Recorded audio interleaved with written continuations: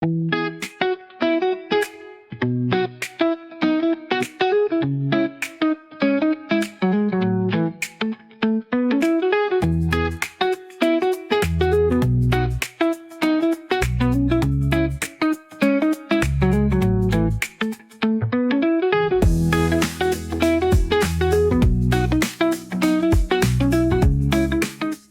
en fait, dans la vie, on a tous des rêves. Et mon rêve, c'est de faire des documentaires.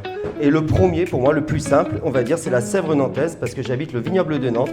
Je suis habitant du Palais et j'y randonne régulièrement le long de cette Sèvre nantaise. Et à chaque fois que je randonne le long de la Sèvre nantaise, elle me passionne, elle me fascine par ses paysages. Et là, quand on arrive du vignoble et qu'on la traverse, ou quand on descend en bas de chez Josselin, en fait, on l'a vu, on voit qu'elle change. Elle a baissé, on voit ces rochers, on voit cette végétation, et elle est toujours belle. Et donc, mon but, c'était de la mettre en lumière. Bienvenue à la vallée d'Arroche.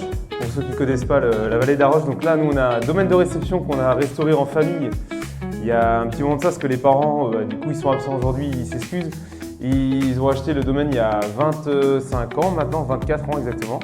Bonsoir Émilie, eh bien je vais te faire voir comment on faisait une feuille de papier de façon traditionnelle à la main. Mais d'abord, notre pâte. Car elle avait un cocher. Et le cocher, pour aller à droite à gauche. Un cocher, c'est quelqu'un qui conduit une calèche. Et le cocher, c'était mon grand-père. Sèvres a été racontée un peu plus intensément depuis